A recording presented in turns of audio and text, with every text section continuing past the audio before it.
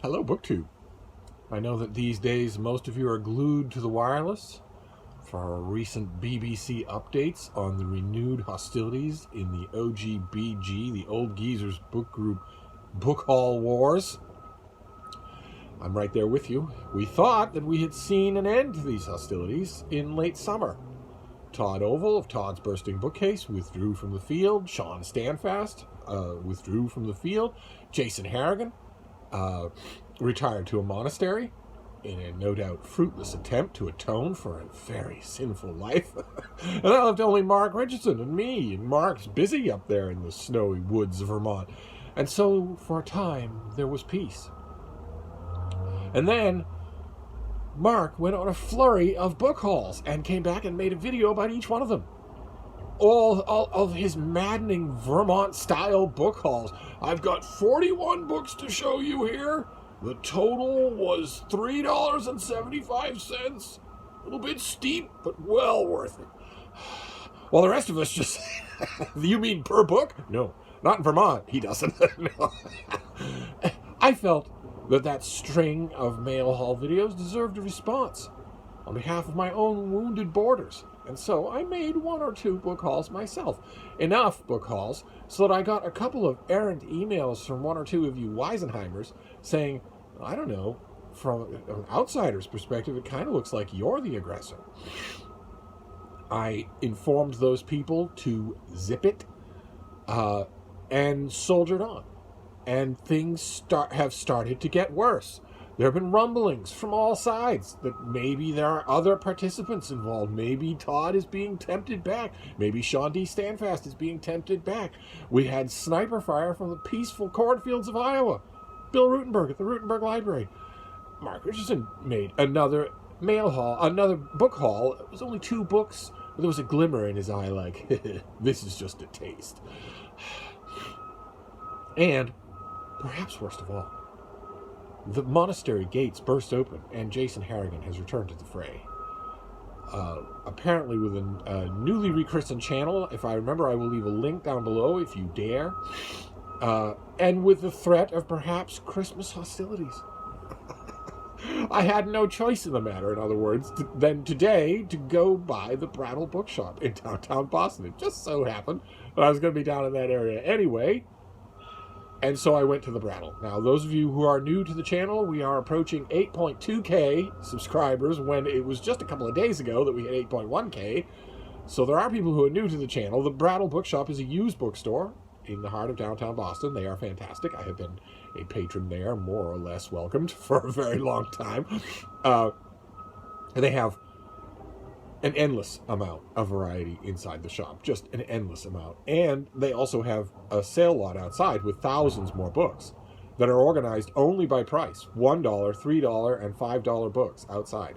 That's all. No other categorization. So that if you had a $20 bill burning a hole in your pocket and you were canny enough and had maybe an hour, it usually takes an hour to do the outside carts justice, you could get a whole satchel full of books with that $20. That is great. That is absolutely fantastic.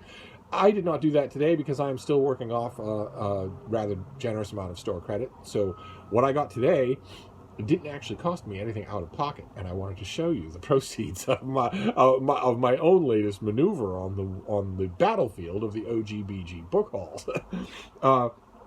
And the first 2 things are mass market paperbacks. And the first of those mass market paperbacks is something that will be familiar to those of you who have been watching me do Brattle hauls for a while. The Brattle in late 2019 or maybe early 2020 got a huge buy of paperback murder mysteries. And at the same time, maybe pushed by that or maybe embedded by that, I fell in love all over again with paperback murder mysteries. With the idea that there's a huge universe out there of authors and worlds and settings that I know nothing about. I know a fairly good roster of mystery novelists, but there have been ever so many more. And today's a perfect example. I got this thing, Murder, Mr. Mosley, by John Greenwood. Now, the name John Greenwood is a little familiar, but why wouldn't it be? Right? Why wouldn't it be familiar? I don't even know for sure if it isn't familiar to me just from Agatha Christie. But this is a particular subset of murder mysteries that I have come to like most of all, which is those set in little English villages. I don't know why, but nevertheless, this one is, let's see here. After 17 years, Brenda Cryer returns to Parsons Fold, that's the name of the village in this case, with a shadowy past and a shadowy fortune. Now she lay dead in Jackman's cottage, and the only possible witness, her invalid mother, is missing. For Inspector Mosley, this case is a radical departure from locating missing turkeys or thwarting orange thieves. But HQ has no one else available. No one but whiz-kid Sergeant Beamish, whose task it becomes to keep a close eye on the unpredictable Mosley. Yet how could Beamish fulfill his duty when Mosley dispatches him on ridiculous research missions, from a Yorkshire castle to a prestigious law firm to a dentist in Ember Bay, only to discover Mosley poking about on the scene when he arrives? For Beamish, it is infuriating, until these haphazard leads net important clues that help quietly ingenious Mosley bag his very first killer. I think this is the first book in a series. I have no idea if the series was ever continued. But I kind of, in addition to the setting, which is the thing that made me put this, in the crook of my arm when I was building an armload of books to get, because the Brattle is so reasonable with the prices that is how I determine when it's time to stop, is when I have picked out as much as I want to carry. And I had no beast of burden today, so I was carrying it myself. But in addition to the setting, I also like that gimmick, that casting gimmick, that the inspector who is sent is viewed as a sort of a slow dog, and his up-and-coming sergeant thinks that he will take things in hand when actually the inspector is deeper than he first appears. That's fantastic. This will be an hour's work to read, and I'm looking forward to it. This next one is science fiction and fantasy, and I wish I had all of these. I think there were 4 or 5 of these kinds of books, and I once had them all. If I ever find them, I will grab them as I find them. But this is Elsbreg de Camp. This is an anthology called The Spell of Conan. And it's, you can't tell here in the video, but it's got a kind of a matte finish cover. And there were a number of these: The World of Conan, The Sword of Conan, The Spell of Conan. They are fantastic. They are anthologies of science fiction and fantasy authors of the day: Fritz Leiber, Elsbreg de Camp, these sort of people, writing about the writings of Robert E. Howard in essays and considerations, ruminations of one kind or another. And the anthologies are always spruced up with a section of sword and sorcery, sword and sandal, high Robert E. Howard style fantasy. This volume, in addition to all of those essays, which will be the main attraction for me, has a short story by John Boardman, one by Ray Capella, and one by Fritz Leiber. And they're all like this. I don't know if this is, I'm not sure that this book will actually list the others. They were never an official series. No, this one doesn't list the others, but I have seen them. I have actually owned them. I've had a couple of them here at Hyde Cottage, and got rid of them in one way or another through a paperback purge, or maybe sending them to a Conan fan or whatever. I mean to get them again, and I am hoping, one of the things you can hope about the Brattle is that, I mean, this is a very specific kind of thing. These didn't have a big print run. So the person who got rid of this may have had the others and got rid of them at the same time to the Brattle. So if this is there, the others might appear. But I'll gobble this down anyway, and pine for the fact that I don't have the volumes that I once did have here. Then we have a couple of natural history titles. The first one is one that I have never actually read, but I have encountered references to it many, many times, as one inevitably does if one traffics, as I proudly do, in the world of Sasquatch, in the world of Bigfoot studies. Is there, specifically, let's say, in the wilds of the Pacific Northwest, an unknown species of anthropoid? Is there a man-like, ape-like creature living in societies somewhere in that wilderness that is as yet unknown to science? Is the basic question behind it all. Of course, Bigfoot studies, so to speak, get far fruitier and far more rotten through with deceit and idiocy after that point. But that is the starting point. That's the starting point that I love. And this book is Robert Michael Pyle's book, Where Bigfoot Walks, Crossing the Dark Divide. And there is our author with big feet of his own. And I have everybody who writes, who purports to write a serious book about Sasquatch has references this book, has read it. It's on the shelf of all of the experts when you see them in the various Bigfoot documentaries. Now I have a copy, and that's great because I mean to be up to date in my Bigfoot studies. So I will gladly read this and see what there is in it. There are a couple of non-crazy, reputable, professional people involved in Bigfoot studies. Believe it or not, there are a couple of people who there's nothing crazy about them. There's nothing wish fulfillment about them. They have looked at all of the evidence. There's quite a bit of evidence. Most of it is bad, but some of it is not. And said, okay, well, I didn't have a dog in this race, but having looked at all of this evidence and weighed it all, I don't believe that it amounts to nothing. And if it doesn't amount to nothing, then it amounts to something. Now, what that something might be, I don't know. There are all sorts of possibilities. When you look at the innumerable hours of video footage, always blurry, always only a few seconds long, that now is home on YouTube, when you look at that footage, I almost always come away with the sensation that the thing these people are seeing is a bear. Bears, unbeknownst to, I guess, a lot of these people who are doing this filming, bears can spend a lot of time on two legs. And they move in odd ways. Their physiology, their physiognomy, their bone structure can move in odd ways. And if you are Joe or Judy Public and you're out there filming something big and furry that's 100 yards away, one of the most sensible reasons that I have always thought why that film footage doesn't continue. All right, you're there, you can see something clearly through a parting in the woods. It's moving around, and you know what you might be looking at. You might be Patterson and Gimlin. You might be filming Bigfoot. I believe that if you were in a situation like that, especially if you thought ahead of time that there was any chance that such a thing might happen, I believe that you would risk anything to get the remaining 20 minutes of that film footage and be the most famous person in the history of the world. Actually providing to the world completely unambiguous, clear visual footage of a previously undiscovered, gigantic life form, a relative of man, would make you immortal.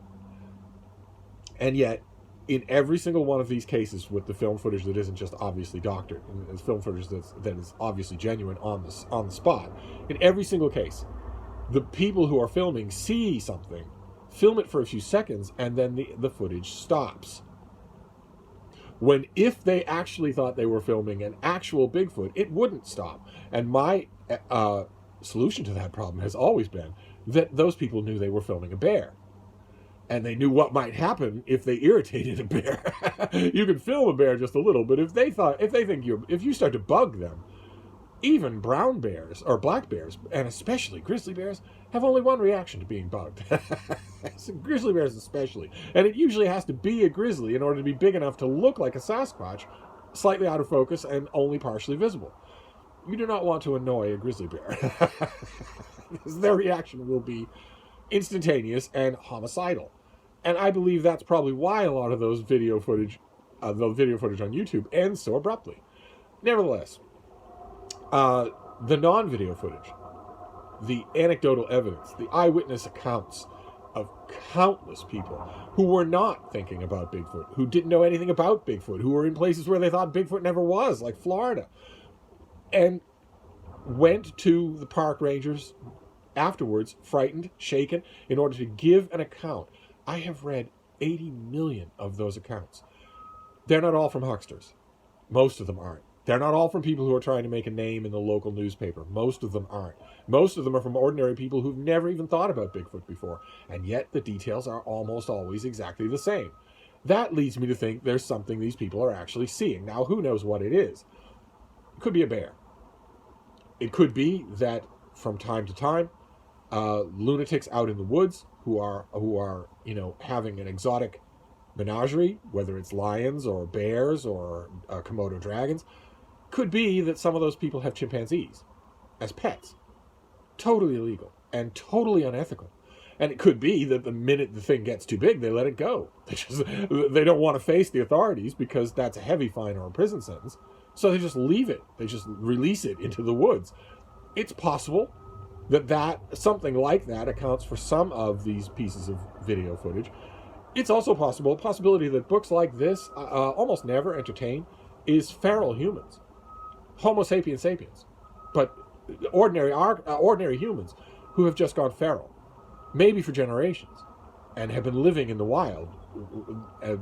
Eating in the wild. That would certainly explain, feral humans would certainly explain the preternatural shyness of most Sasquatches. Most Sasquatches know that humans are coming and avoid them like the plague. Don't go anywhere near them. And that wouldn't be true of a large, let's say, sub-sentient anthropoid. That wouldn't be true of such an animal wouldn't know to do that. And also, a universal detail in Sasquatch reports is that they stink. That they smell horrible. Just horrible. And I don't know how much time you spent in the wild, especially how much time you might have spent, for instance, in the area where gorillas live. But gigantic anthropoids, orangutans, chimpanzees, gorillas, unless they're marking territory, they don't stink. And bears don't stink. They have a very distinct smell to them, but it's not awful. Humans always report something noticeably face-curlingly awful, and humans smell that way if they're untended. So, but anyway, very much looking forward to it. The next book that we have, you can always expect a long digression when it's about Bigfoot. But this next one is a great Vermont naturalist, fantastic writer. His name is Ted Levin, and this book of his is called Backtracking, The Way of a Naturalist. The cover illustration is two wolves and a wolverine. But that is just I guess there's a mountain lion way in the background there too. But the key here is that the book is heavily illustrated. It's just there are lovely black and white photos all over it, just all over it, and it's Vermont wilderness. It's this guy writing beautifully and wonderfully and intelligently about the wildlife that you can find in Vermont, roaming through the woods. I love that sort of thing. I love this kind of book. And I was reading a bit of this thing on the way back here, and it was striking me as awful familiar. The sheer beauty of the prose was striking me as awful familiar. And I'm terrible with author names, just terrible with it. I'm better with cover photographs than I am with author names. But I was thinking, I must have read this author before. This is an early book. I think this came out in 1980. The illustrations here, I should say, are by Joan Waltermeyer, and they're really good. They're all throughout here. This came out in 1987. So I was thinking, okay, maybe you read something later of his, something in the 90s or in the 2000s, and it turns out I have. It turns out I have. Ted Levin is the author just comparatively recently, just a couple of years ago, of a book called American Snake. A big, generous, beautifully written natural history of the timber rattler. I read the book, my toes curling the whole time, because I have been bitten by timber rattlers many, many times in my life. The author in this book says that you have a better chance of being struck by lightning or dying in your bathtub if you're an American than by being bitten by a timber rattler. He says in this book what he says ad nauseum in American Snake, which is that timber rattlers are timid snakes.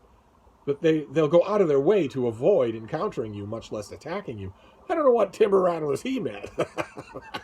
Timid is not a word I would use to describe the ones that I met. But one way or another, I read American Snake. I loved it. I think it was on one of my year-end best lists, like the ones that are unfolding now. I've already done Nature for this year. And I reviewed it, and, now that I think about it, I had a paperback advanced reading copy, a review copy of American Snake. I don't think I ever got a finished copy of that book. And I know that I've never got a paperback, if it's even out in paperback. So I don't know. Am I blurbed on the book? I have no idea. I might be. I have no idea if I'm blurbed on the paperback. I'll have to, next time I'm in a retail bookstore, I'll have to see if they have a copy and if my name is printed on it. Because if my name is printed on the paperback, I don't have the advanced copy anymore. If my name is on the paperback, then I might want to buy a copy. If those of you who go to retail bookstores yourself, feel free to check the Nature section under Levin. Under Ted Levin feel free to check the nature section and see if they have a paperback, if there's a paperback of American Snake. And if so, if yours truly is on it, because I would love to know that. But those were the paperbacks in the natural history for the Brattle. And then we do biographies. I hit a vein of biographies. And a lot of you, especially some of you who are new to the channel, might say, well, of course you hit a vein of biographies. Biography is your favorite kind of book. Naturally, you would go looking for biographies. But no. Can't do that at the Brattle. If you go with an agenda, then the karma of the sale carts, especially outside, an agenda's fine on the inside of the store where everything's organized and alphabetized, but outside, in the Wild West of the sale carts, if you go with an agenda, you'll find nothing. You won't just not find what you're looking for, you won't find anything that you like. No, it has to just happen. You have to go with the flow of the carts. So I did, and I found a bunch of biographies, 4 big biographies. The first one, part of an American Civil War theme that's been running through recent trips to the Brattle. This is a book that I haven't read since it first came out, which was in the 1980s. Again, I think this was the 1980s. 1977. And this is With Malice Toward None, Stephen Oates' 1-volume biography of Abraham Lincoln. I have a number of Lincoln books out in the biography section. None of them are soup to nuts biographies like this thing is. They're all biographies of parts of Lincoln. One or a couple by Harold Holzer, a couple of others. I don't at the moment have a 1-volume copy of Carl Sandburg's 3 books on Lincoln. And I don't have all the books that Sidney Blumenthal is writing on Lincoln. He is, I have the last one. He is slowly, gradually working up to the big concluding volume on Lincoln, which is his next one. That'll probably come out next year. I have loved Blumenthal's books on Lincoln. Just thought they were fantastic. But they aren't a 1-volume biography either. And I haven't read this since it first came out. So I got it again because it was free and because we'll see. I'm doing a lot of reading now because of sheer, random chance. I'm doing a lot of reading on the American Civil War, and that puts me in mind to read about Lincoln. I got Alan Nevin's gigantic series on the history of the war. I got Richard Slotkin's book on Antietam. I got McPherson's book, Battle Cry of Freedom. One 1-volume hardcover copy thing that I don't have yet, that I haven't found at the Brattle or charity shops or whatever, is something that I would very much like. Robert Leckie was an American military historian of the First Water, an incredible writer. And in addition to doing volumes on that just went through all of America's wars, he also did big, fat volumes on the epical wars. So he did one on the American Revolution, he did one on World War II, and he did one, I think it was called Mr. Lincoln's War. He did one fantastic volume on the American Civil War, and I used to have it. I don't anymore. I haven't seen it in paperback or in hardcover in forever, but I'm going to keep my eye out for it. I don't know if I'll actually keep this, but I'll be happy to reread it. It's been a long time. Of course, the goal here is to find keepers at the Brattle. The goal, even on a military expedition, which for the Old Geezers book group book haul wars, this essentially was a military expedition. Even so, you still want to find keepers, stuff that you're not just going to read and get rid of. Although I do, sorry about the noise in the background. There's construction going on. Well, the siren is different from the construction, but the construction is going on directly outside my front door, a space about as big as the top of a card table. The guys are working extra hard today to fill that in, remove the 4-ton metal plate, blacktop everything over and make it nice and smooth. Use the pile driver to hammer it nice and smooth, because they don't want to leave anything undone before they take the weekend off. Then they'll be back at 9 a.m. on Monday morning to rip open all of that work and stare at that cardboard-sized patch of dirt again for the rest of the day.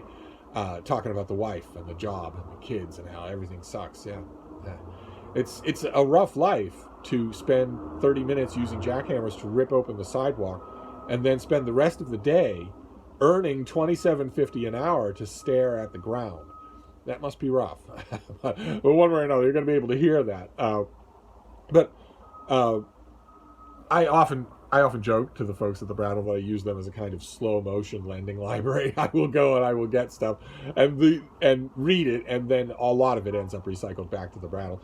I justify that procedure mainly because if I encounter a book that way that I love and that I want to keep, well, then I can. It's already mine. I don't have to return it and then make a mental note to find it again.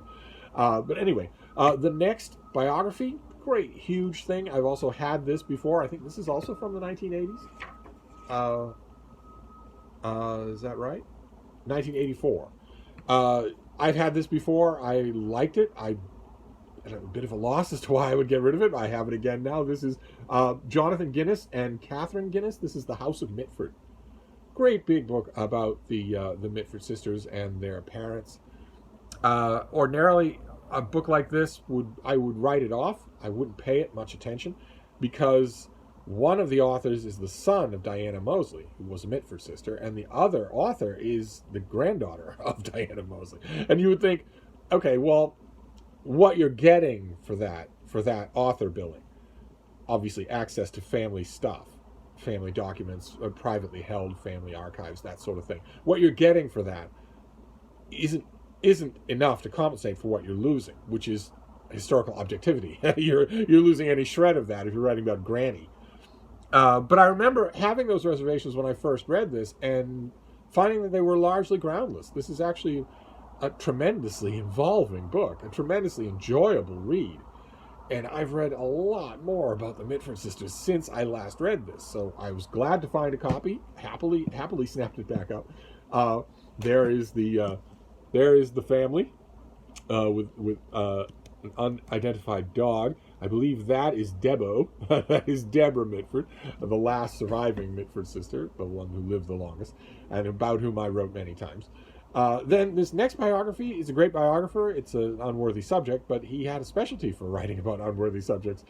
And I am writing about this subject again. This is Philip Ziegler, one of the great biographers of modern times. And this is his biography of Edward VIII, the Duke of Windsor, who abdicated the throne of England in order to marry the woman I love, and who was very pally with the Nazis, and I think was directly complicit with them should they conquer England. I think he wanted to be in their good graces should they conquer England. Tease out what that means if it's true for a minute. That he wanted to be in their good graces after his abdication if they conquered England. And why would that be? So that he could be installed as a kind of quisling king. And what would be the price that he would have to pay for that? The low, low price of watching his brother beheaded in Wembley Stadium. Not a big fan of this character at all. And I thought I had this book, but I was looking around on my royalty shelves and I don't. I must have sent it to one of you who were interested in the subject. Ziegler is a fantastic biographer. This is a great book on the subject, even though the subject is not worth it. And I am writing about this subject again. I am researching this subject again. There's a new book coming out on the abdication crisis, and I'm going to review it. So, I mean, there have been a million books on the abdication crisis, and there have been quite a few biographies of Edward VIII. But Ziegler's was one that you have to have, so so I grabbed it, especially since it didn't cost anything. And then the last book that we have from the Brattle here is another nautical biography. We saw Admiral Cunningham's own book, A Sailor's Odyssey, and I have been having a great time reading in that. Just great, so much better than I remembered. The bits and pieces that I've read. This next one is not an autobiography, although my interest in the subject largely springs from the autobiography that is at the heart of its earliest chapters. This is by Thomas Buell, and this is Master of Sea Power, his great, big, fantastic biography of Ernest J. King, Fleet Admiral Ernest King. I believe King was the first man in modern American history ever to hold the rank of Fleet Admiral. All the other big naval names in World War II eventually got that honor. There was Bull Halsey, there was Leahy, there was Nimitz. They were all Fleet Admirals. But I think King was the first. And the worst. He was, you wouldn't know it from that so dignified official portrait, but he was a foul-mouthed jerk. born in Ohio, and rose on his own merits. I'm perfectly willing to admit that. Through the ranks of the American Navy until finally he was in command during World War II. With corresponding members of other naval commands all around him, including Admiral Cunningham. They were exact contemporaries. They fought in the war together. They were very similar in terms of temperament. In fact, there's a great moment when they first clash horns. They first lock horns in the Mediterranean theater, which, if you remember my talking about Cunningham's book, that's where he was stationed as the supreme head of British naval authority in the Mediterranean. And when he and King locked horns over some procedural thing or other, and Cunningham was furious. He was furious at being talked to the way King talked to everybody, because it had never happened to him. Not after he had assumed the mantle of authority. And here he wasn't even getting a kind of fraternal respect. He was getting just salty sailor talk. And it infuriated him to the point where he was willing to give vent to his spleen. And King said that Britannia may have ruled the waves 300 years ago, but it isn't true anymore. There's the door. They ended up liking each other, though. The two of them ended up liking each other. And if I remember correctly, I haven't read this book since it first came out, which I'm going to say, I'm saying 1980s for everything. I'm going to say the 1980s again for this. Is that right? 1980. If I remember correctly, Buell's quick one-line description of Cunningham is wonderful. If I remember correctly, he writes that Cunningham chafed at the job, the administrative parts of his job as the Admiral of the Mediterranean, because he was never happier than when he was fighting at sea. And that's absolutely true, and that was true of King as well. That I think they probably recognized that in each other, that they were never happier than when they were fighting the enemy. Not planning to fight the enemy, not sending other people to fight the enemy, but out there green water sailing and fighting the enemy themselves. But this King retired with all honors. He was a bit of a jerk, but he retired with all honors, and eventually cast about for somebody to help him write his memoirs. And that somebody was Walter Muir Whitehill, who was the grand poobah and gray eminence at the Boston Athenaeum forever and ever, and worked with King quite a bit on his memoirs. Walter Muir Whitehill said that one of the biggest challenges was trying to find words that weren't four-letter words. One way or another, it had this book, as so many other books do, has a kind of Boston genesis. But oh my, this author, Buell, does such an incredible job of marrying primary source research and steep scholarly research, scholarly writing, with readability.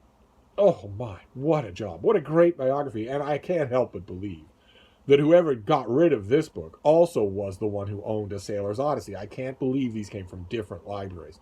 They're in the same library now, and as a little bit of irony, as a little bit of puckish irony, I'm going to put them side by side on the shelf. And there you go. That is a Wartime Brattle book haul. The only other thing that I want to do here, since this video's gone long anyway, is a bit of mail. Because I got a great big priority mail package from the Richardson family up in Vermont. So I'm now a little regretful that I was vilifying Mark. I think I know what one of these things is. Yes. This is the Legion of Superheroes. Oh my, 2 issues. Fantastic. The Legion of Superheroes is a comic book that I've loved for 50 years. I've followed it in every incarnation. And for a long time recently, DC Comics did not publish the Legion of Superheroes. And then they started. Unfortunately, they gave it to a showboat named Brian Michael Bendis, who I don't like, and who tends to just wreck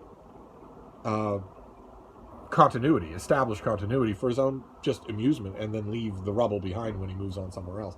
He hasn't quite done that to the extent that I was expecting in his run on the Legion. And Mark and his wife have been doing me the incredible favor of getting these issues, because I don't go to my comic shop anymore. So this is issue 10 and 11, which I will gladly gobble up. What have we got here? Oh, fantastic. Oh, great. Oh, boy. Okay, I don't know if you're going to be able to make this out. This is from the Boston Sunday Globe. I missed it. My editor at the Globe gave me the heads up too late that of the fantastic job that she had done on my latest review for the Boston Globe. I reviewed Robin Lane Fox's book, The Invention of Medicine, about Hippocratic scrolls and all sorts of stuff like that. A tremendous thing, but I thought, okay, the book is a little scholarly, so I won't be the headline review, and I was. And not only that, but look at that great artwork. It's a Greek amphora, only the doctors on it are modern. They're wearing stethoscopes and masks and everything. And there I am. And it was too late, when I learned about this, it was too late for me to go and get a copy of the paper. So I asked Mark if he would print it out so that I can have, I mean, you don't get cover art you don't get art accompanying your review like that very often. That is beautiful. And that's the second time that the Globe has done that. They also gave me a great setup for my last review for them. So, but then there's also a gift. How nice. A gift is above and beyond the call, considering how much they have given me, how much sheer happiness the Richardson family has given me. I really don't think I deserve a present in addition to that, especially since this comes in a package that they had to go and mail to me. No, oh my, it's a calendar. And not just any calendar, it's a Bookstagram calendar. Oh my, for 2021. Do I have a spot for this? I do, don't I? Right here. I have a spot for this.